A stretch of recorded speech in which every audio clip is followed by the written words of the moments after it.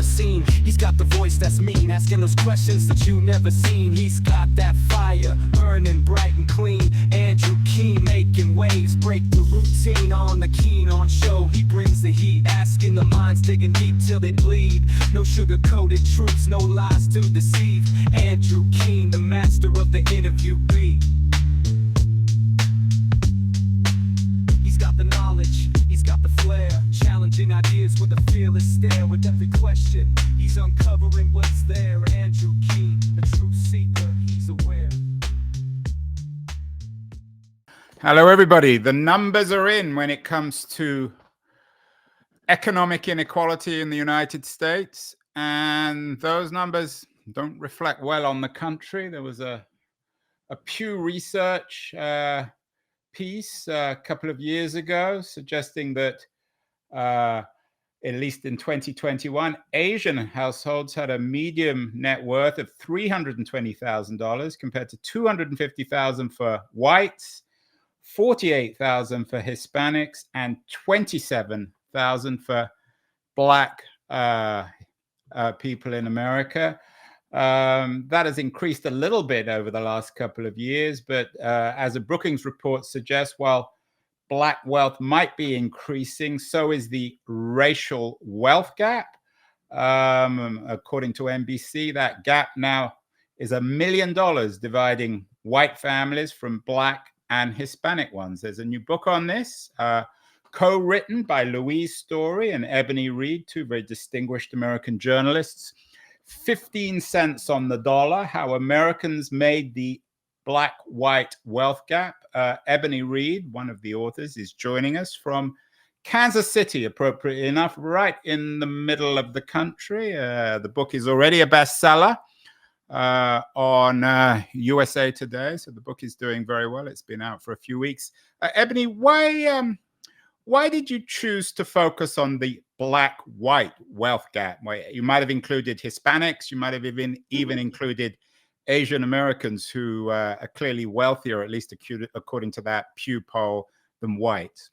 Sure. So first, thank you for having me. And, Louise and I, my co-author, are a pair of Black and white journalists.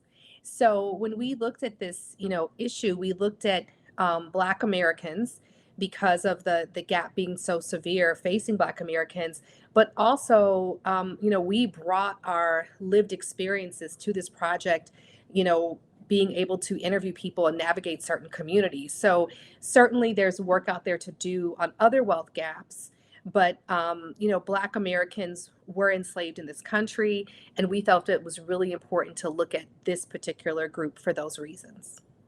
Yeah, Louise was supposed to be joining us too, but she had some arrangement problems, I think scheduling problems with her kids.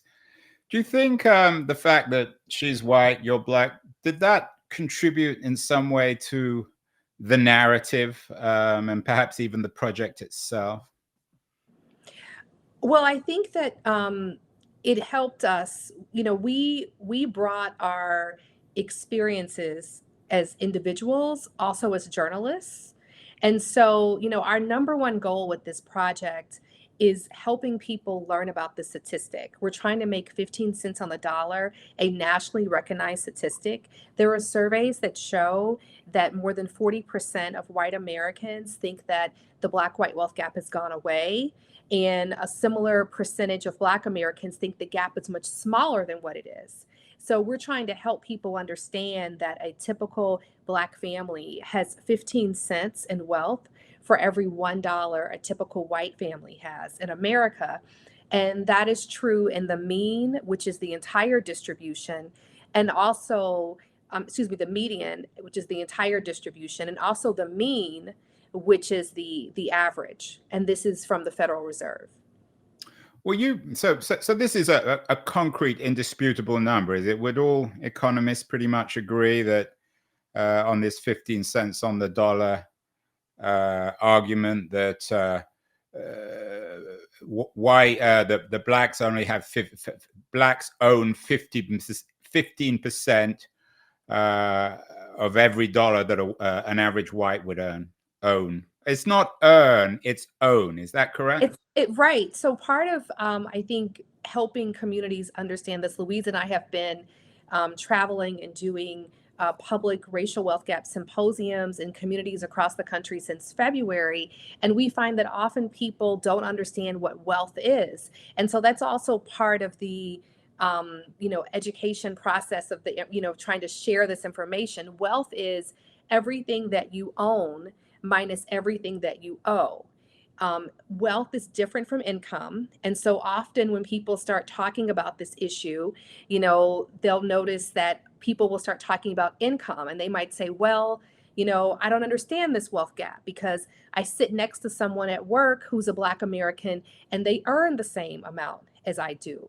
Well, that might be true in some, higher paying jobs. And there is some data out there that suggests that those who earn higher, that the income gap is converged at the upper end of the spectrum. But that is just an input in wealth. Income is what you earn, but it isn't necessarily the same as your wealth, because people can, live in a big home and that thing can have a lot of mortgage on, have a huge mortgage on it, a lot of debt. And so we're just trying to help educate people about this, because Louise and I do feel if more people understood the data, and this comes from the Federal Reserve, our government here in the United States, then it will impact conversations that people will have about affordable housing, student loans, entrepreneurship, a variety of topics. The book inevitably historicizes the Black-white relationship, if that's the right word to describe it. You talked earlier about slavery, of course, being the foundation, the terrible foundation of that relationship. What you're doing then when you're writing and researching wealth is you're historicizing this. You're making wealth ancestral, aren't you? Because it's often or always passed down, if it exists, from parents to children. So is there a timeless quality, in a sense, to this research and your analysis? Well, I think so. I hope so. I will tell you that this project for us began in the summer of 2020. Like many Americans, Louise and I were having conversations about inequities, things we had seen in our communities, workplaces. And it was that first pandemic summer, we couldn't go anywhere. And we started reading books, having conversations. We were colleagues at the Wall Street Journal, and we realized that there was no book that existed that was the complete history of the Black-white wealth gap all the way to present day, that had current contemporary people who were still living quoted in the book. So I do think that our book has a timeless, quality to it, as much as, that can be the case. But there also is a very significant historical aspect of our book that took a lot of research and nearly 400 interviews to be able to create. And is your story different from, you mentioned COVID and what happened during that? Of course, when historians remember the COVID period, the George Floyd murder will appear, I think, prominent there. Is your book a reflection of those kinds of injustices, of police violence, particularly white police violence on Black men, or is that a separate subject? I think people will find that coming up through the lives of the people that we chronicled and what they experienced. So our book is a deep dive on 7 Black families. There is also an entrepreneurship effort that we're following in the book that is named Greenwood Bank, that is a fintech, so it's a banking effort that was launched in the summer of 2020, and it had the stated mission to try to close the Black-white wealth gap. Some of the founders of this bank, our banking effort, we found them to be very interesting as individuals. Yeah, I know that well, there are 3 of them. Andrew Young, of course, Andrew Young being a very famous civil rights activist, associate of Martin Luther King. Michael Render, a well-known rapper, and then Andrew Glover, a Hollywood or an entertainment mogul. Mm-hmm. And then the other 4 people in the book, most people may not know who they are before they read, but they include people that either were customers of the Greenwood banking effort, or they fit the profile of the types of people that Greenwood hoped to market their products to. And so, in that, excuse me, in that batch of people, then we have a man who lives in New Hampshire, who is a Black American. He's married to a white woman. He was raised, in Eastern Georgia. And in the summer, of 2020, his father is killed by the police the summer before. We also have a woman in the book who's from North Carolina, and she's trying to raise up her family economically with the lens on her mom. And she tries to go to Atlanta to live there and finds it expensive to stay. We also have the youngest head of the Georgia NAACP, and he's trying to, fight for social justice and economic justice for Black Americans, but he doesn't come from much wealth, and a lot of his work is unpaid. We have an entrepreneur in the book, Mr. Lovelace, who has a barbecue business, and he is a victim of a rent-to-own contract, and he is fighting to hold on to his home. So let's go back, Ebony, to this Greenwood company. Of course, it's a reference to the terrible incidents in Tulsa at the beginning of the century. Perhaps you might mention what happened in Tulsa and why it's relevant to the arguments you're making in 15 Cents on the Dollar. And then explain, because I have to admit, before coming across your book, I'd never heard of the Greenwood company. Well, the Greenwood, was a business district in Tulsa. It still, exists, but it was a district that, had been it had been burned down. There were accusations involving assault and a woman, and members of the white community came into this Black community that was a thriving business district. What was it? Was it? I always remember the phrase. It was the Wall Street of African American community after slavery, of course. It was, and burned and torched and killed people who lived. What year was that, Ebony? Do you remember? You're going to ask me that, and I'm going to have to look in my book because I got all the dates in the book, but the point I want to make about that is that it had an impact on that community that would last, generations. I was there a couple weeks ago in Tulsa and visited a bookstore there and visited the Black Wall Street, area. But yes, the banking effort is named after what happened there in Tulsa, Oklahoma. And I also want to note too that, while that incident is famous and, well known, similar incidents happened across the United States. So we also have that, mentioned and chronicled in the book because these incidences of violence had an impact on Black wealth. Yeah, we've done some shows on that. Old friend of the show, an old friend of mine is Carol Anderson. I'm sure you know her work, a distinguished African-American historian at Emory University. She grew up near the site of one of these riots. I've always understood Greenwood isn't unusual in the sense that it was white violence on Black Americans. But how much of this, in your view, Ebony, was rooted in the fact that these were middle-class African Americans and that the whites rejected the idea of Black ownership of property and of capital?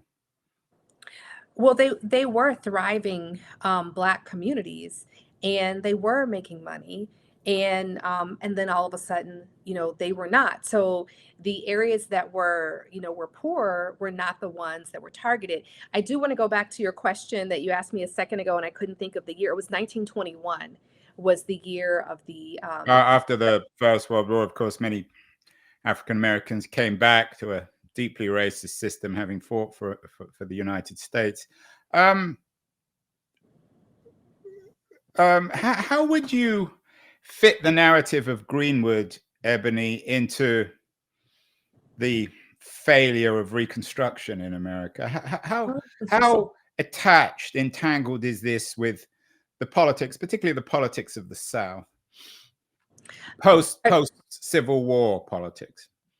So after the Civil War, Louise and I have a chart that we show in our community symposiums that shows the trajectory of the Black-white wealth gap over time. And so after the Civil War, the typical Black family had 1.8 cents for every dollar a typical white family had. And that number, we see it drop. For white families, we see their wealth drop because Black Americans were no longer counted in their wealth, and Black Americans as enslaved people had been So this included. was so this chart would have been pre-Civil War. The chart starts around 1860, so a little bit before the chart that we have. But the point I want to make is that, over time, while there were some gains for Black Americans after Reconstruction, some were able to buy land, not all able to hold on to the land. And we do chronicle the attacks on Black land ownership and wealth in our book. There hasn't been that much progress when we look at the entire, length of time, from 1865 to now. 15 cents is an improvement of 1.8 cents. But, the Black-white wealth gap today sits at where it was in the 1950s. Yeah, which I think will disappoint many of our viewers and listeners. Is there an alternative narrative? Ebony, had Reconstruction not failed, had African Americans been accepted like every other group, theoretically, Jews, Irish Americans, even Hispanics, into mainstream America, is it conceivable, had Reconstruction not failed and you had the appearance of Jim Crow America, that we wouldn't have had a 15 cents on the dollar book, and that there wouldn't be much of a difference between Black and white Americans when it came to their wealth? Well, we took special care in the subtitle of our book. And the reason that it says how Americans made the Black-white wealth gap is because there were deliberate decisions and choices that people made. And so yes, decisions were made after slavery. There was the 40 acres and a mule promise that people didn't receive. There were things implemented that were not carried out in an equitable way. So like we could look at what happened with the GI Bill, which was, set up for those who had served our country after World War II. And it was to benefit all veterans, not just those who were white, of all races. And Black Americans overwhelmingly were not able to use the GI Bill to purchase a home. And the GI Bill was, set up to help people buy homes, start businesses, and also go to school. And so there is a researcher at Middle Tennessee State University who I interviewed a few months ago for a piece for the LA Times. And he has crunched data and said, if Black Americans had been able to equitably access the GI Bill, we would have today somewhere north of 400,000 more Black homeowners in our country. Because as you mentioned earlier, wealth is generational. People pass it down to their children throughout their lives and also when they pass away. There'll be some people, and I'm sure you've heard this critique many times before, Ebony, who will be watching and listening and saying, of course, she's right. When it came to the failure of Reconstruction, it goes without saying, in slavery. But today, post-civil rights 60s, there are many opportunities for African Americans, and that's proved by the careers of people like Andrew Young, Michael Render, the other, and is it Andrew Glover? Yes, Ryan Glover. So Ryan Glover, and that all you need to do in America to and this is perhaps more of a familiar Republican Party argument than a Democratic one, but all you need to do is work hard, pursue your dream in music or in entertainment or in politics, and that you can realize yourself. How would you react to those arguments? Well, first, let me say this, wealth is something that people pass along to their children, not just when they pass away, but throughout their lives.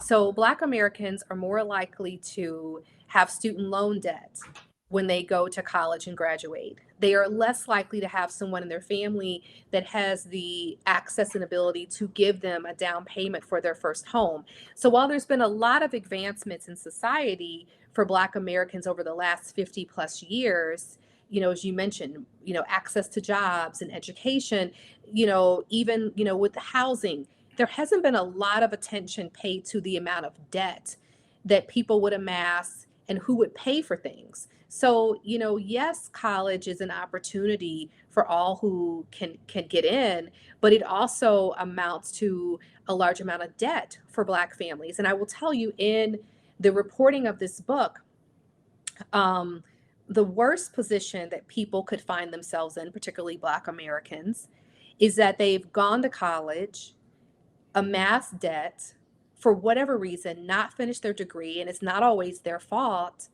and then they can't get a higher paying job to pay off the debt. So in the case of Brooke Bacon, the man that I mentioned earlier from New Hampshire, when he was younger and he was going to college, his mom was also going to school too to better herself and improve herself.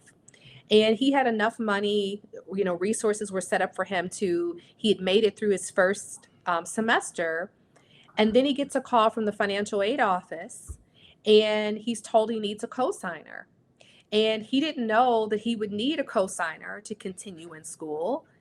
His mother couldn't co-sign because she was technically a student. He checked in with his family and no one had the assets or the wealth to co-sign for him. So he was making good grades. He had to leave college. He had to go get a job and figure out when he could eventually come back and how he would finance that. We are speaking with Ebony Reed, co-author of 15 Cents on the Dollar, How Americans Made the Black-White Wealth Gap. I want to remind you that great guests like Ebony Reed are brought to us because of our friends at Liberties, excellent new quarterly of culture and politics. Going to run a short feature on Liberties, and then we'll be back with Ebony to talk more about the Black-White wealth gap and what we can do about it. So don't go away, anyone. We'll be back in a second. The noise, there is nuance, insight. Liberties is not just a journal of ideas. It's a meteor of intelligent substance. It's the place to be for engaged citizens.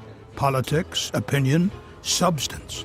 Liberties is a triumph for freedom of thought. A quarterly of urgency, of cultural exploration, of intellectual delight, of immaculate prose. It's invaluable. Subscribe now or find Liberties at your favorite bookseller.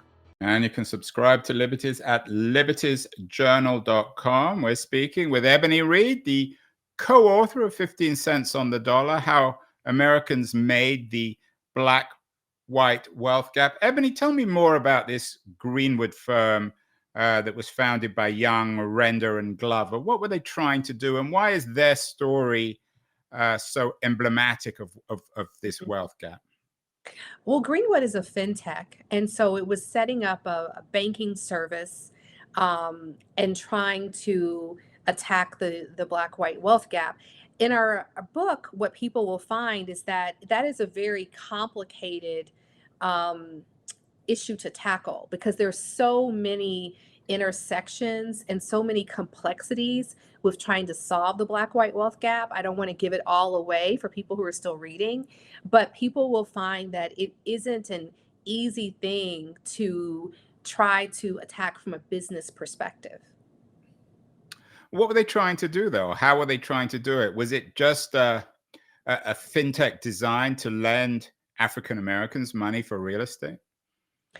It was set up as a fintech for people to have savings and checkings accounts. Some of their customers raised questions about when or if they would be able to have loans. So it offered some of the same services that you might see at a traditional bank, but with the fintech, you have to have a banking partner because you're not, technically a bank. And so that's what they were trying to do, and also shine a light on Black businesses and target the underbanked and banked underbanked and unbanked Black community was a part of their early stated goals. So would it be fair to call Greenwood a failure? I think it's a little early to say that it's a failure. I mean, the It black-white wealth, certainly struggled, though. It's no roaring success. that's true. It has faced some difficulties. And would it be fair to say that that's a reflection of the structural problems, or is it a reflection of a rather unholy alliance of founders? I mean, Young, Render, and Glover, they might have the same color skins, but I'm guessing they didn't have that much else in common. Well, we spent a lot of time with each of them, talking with them about their families, their concerns about the black-white wealth gap, issues that the Black community faces. Trying to solve the black-white wealth gap is not, an easy thing. And it's still early days for any type of entrepreneurship effort that started just a few years ago. So I think only time will tell, how that story will be, completely written. But why did it struggle? I think many people will be watching and listening and disappointed that Greenwood didn't take off or hasn't taken off massively yet. Why not? It makes complete sense. What were the problems? Well, there were, several issues that the banking effort faced. I mean, trying to get people to change who they currently bank with is one of the issues. One of their investors that we interviewed talk with us about a lot of times, people are set with, their banking, relationship or their current practice, however they're practicing banking. And so whenever you introduce something new, you're asking people to change.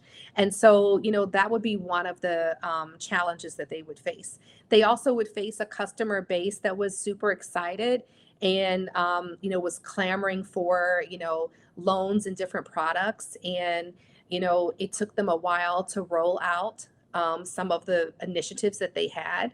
So, there were multiple things happening, over time that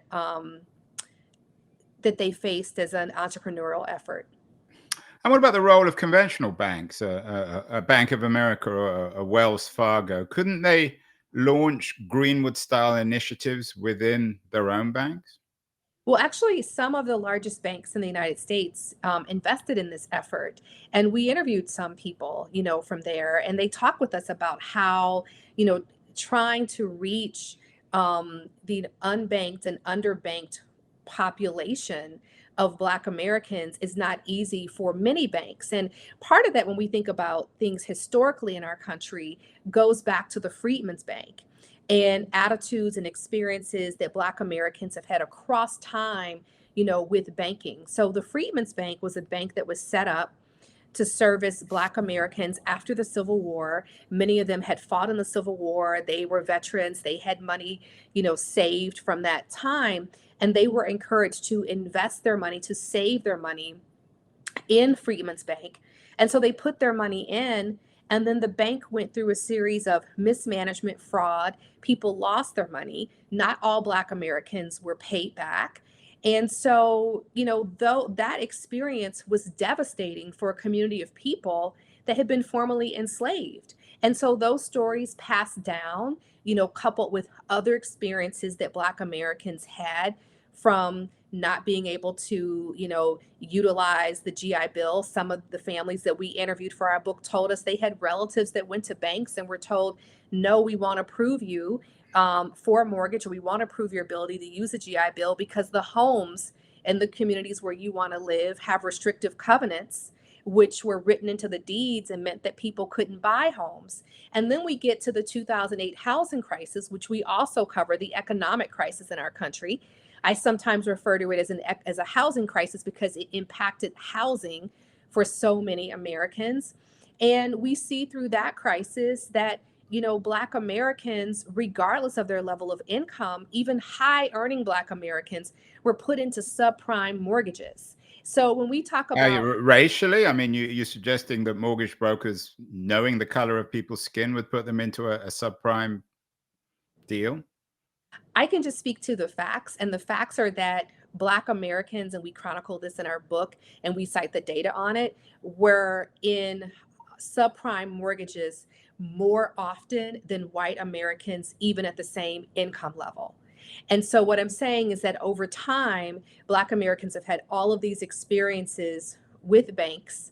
They've heard about what has happened to their parents, their grandparents, their other, relatives. And so it isn't an easy effort to get people who've had these experiences to trust in banking. And I think that that is one of the things, while there were many things, that Greenwood was up against.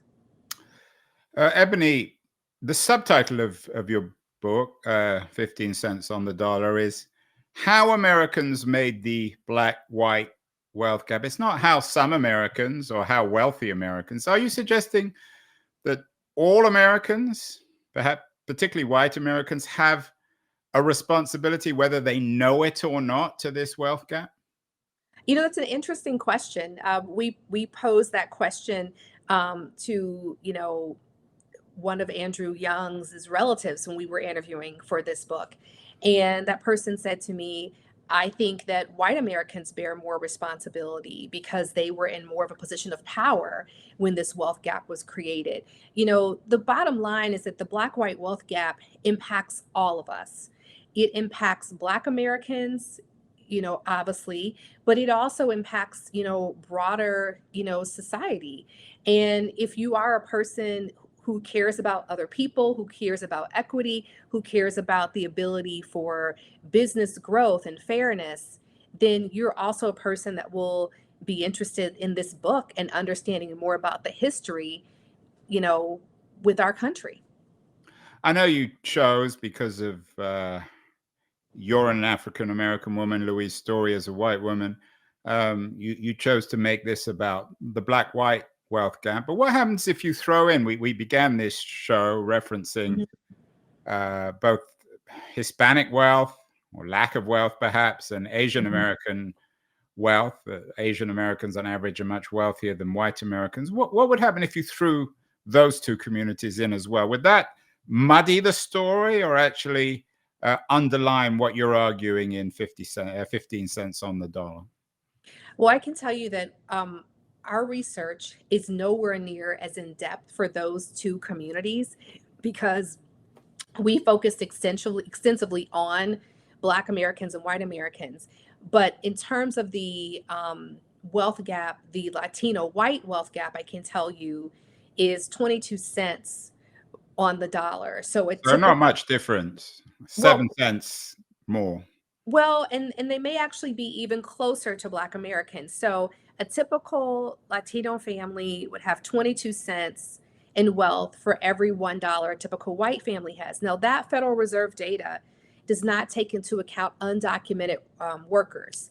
So there are some experts who think that their number is actually closer to the Black-white wealth gap. I don't think anyone would disagree with your basic premise, or certainly the statistical foundations of your argument on 15 cents on the dollar. The question, of course, Ebony, is what to do.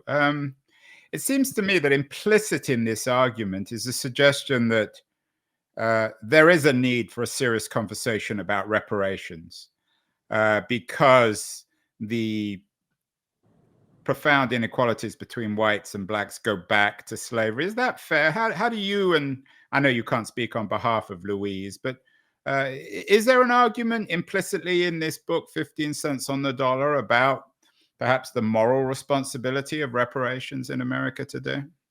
Well, towards the end of the book, we do cover, some of the reparations movement and research. We spent time talking with the task force in Fulton County, down in Atlanta. We don't take policy positions as journalists. However, there's a lot of data and history and facts and chronicling of people's current situations. And a lot of the same information is what people are talking about in communities across our country as they're debating reparations. We do make personal recommendations towards the end of our book.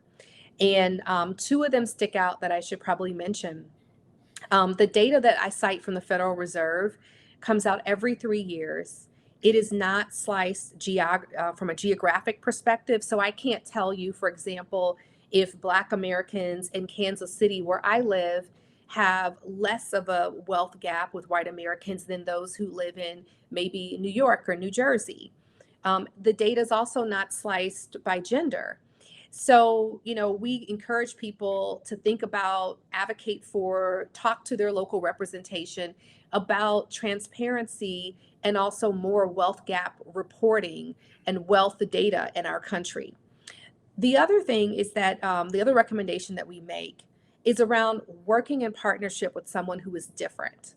And so Louise and I certainly did that in the reporting and writing of this book. She is a white American. She lives on the East Coast. Obviously, I'm a Black American. I live in the middle of the country. She has 3 children and she's married. I was widowed in the pandemic and I don't have children. And so we had to really think about each other's situation and have a lot of deep conversations about how we would split up the work and how we would figure out, hours and budgeting and money and how we would handle those sort of things to create this book. And so we think if more Americans worked in partnership with someone who is different from them, that they would begin to truly understand the lived experiences of other people, and that would shape and impact the views that people have. Brings out our better angels. I just was at the Braver Angels conference, which bringing together people of different political opinions in a civil way. So I think your partnership with Louise Story perhaps reflects that. What about the politics of all this, Ebony? I'm guessing you're no great fan of Donald Trump, but in the summer of 2024, both parties are claiming to address this. Trump has boasted about being more popular within the African-American community, particularly amongst African-American men, than previous Republican candidates. That's debatable.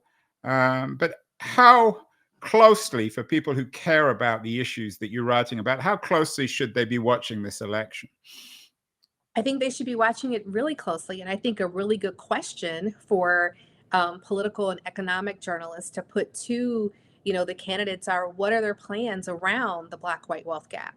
Our book, like I said, doesn't take a political stance, but I think that people who care about these issues will be looking to hear, what are the plans at a very deep and concrete level.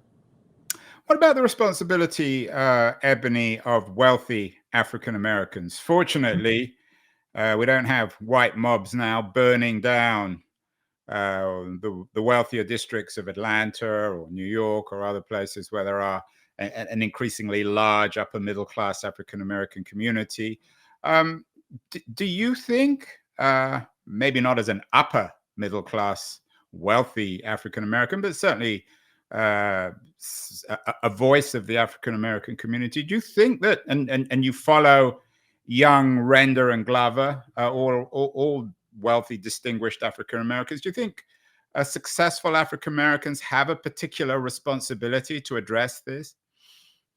Well, our book has a chapter named The Two Atlantas.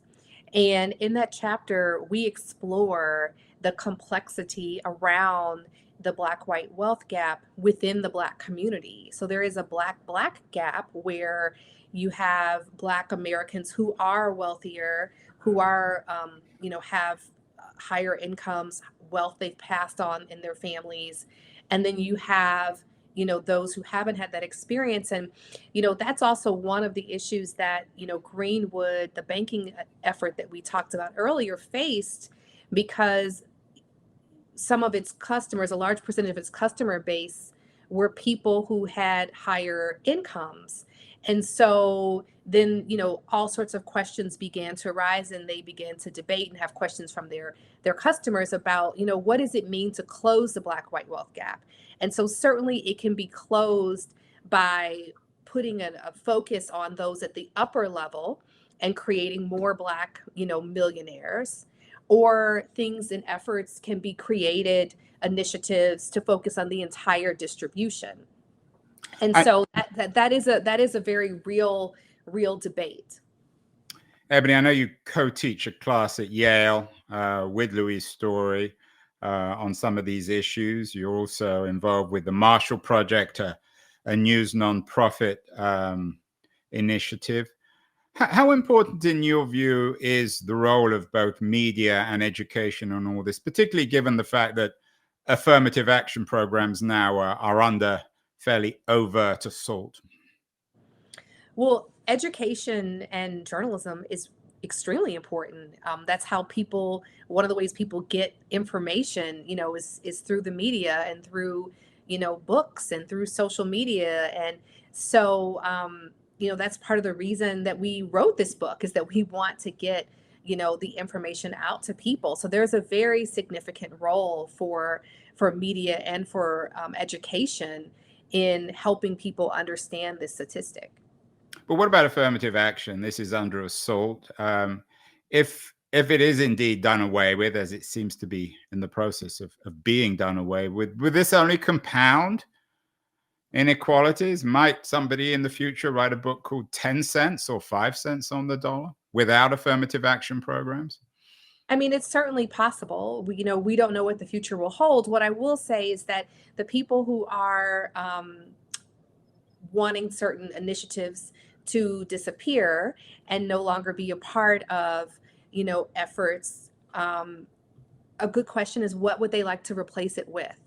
And I haven't heard a lot of, proposals around, what should replace some of the initiatives that are going away.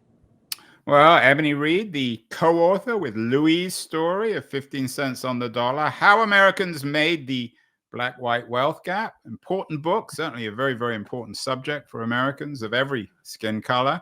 Congratulations on the book. It's already a bestseller, and we'll have to get you and perhaps Louise on the show to talk about these complicated subjects later in the year, perhaps during the election. Thank you so much, Ebony Reed.